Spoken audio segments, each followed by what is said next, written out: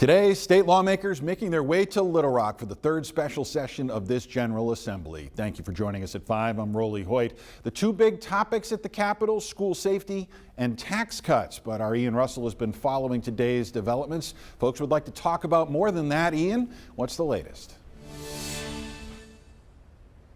Yeah, Rolly, well, the process is definitely moving along here. Bills about tax cuts and school safety have made their way to their respective committees, and quite a bit of talk about both these because remember, these are some very high interest subjects right now. Let's go ahead and start with tax cuts. There are two similar bills, one making their way through the House and the Senate right now. The House committee talked about the bill giving $150 tax credits to Arkansans making less than $87,000. And on the Senate side, they talked about how the average Arkansan has about $26,000 in taxable income and how this would get them between $300 and $500 back in their pockets.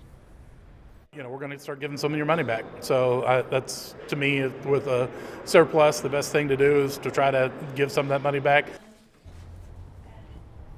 Now, there were a lot of issues brought up about school safety, and some big questions were, will schools be required to follow any recommendations that are presented? And of the $50 million ready to be set aside for this, would it be distributed fairly?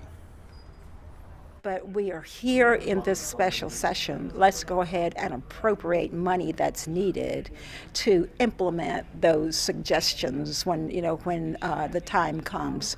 That's what it was about. But right now, it's just about saying, here's $50 million. So when we get the final report, we can get started. Now, that report is expected to come in October from the School Safety Commission. Another thing here, of course, a big topic has been teacher pay. Of course, that is not set to be discussed in this session. Now, lawmakers are back tomorrow morning at 9, and so will we. We'll keep you updated throughout this entire session with what happens here at the Capitol. We're live in Little Rock. Ian Russell, THV 11 News.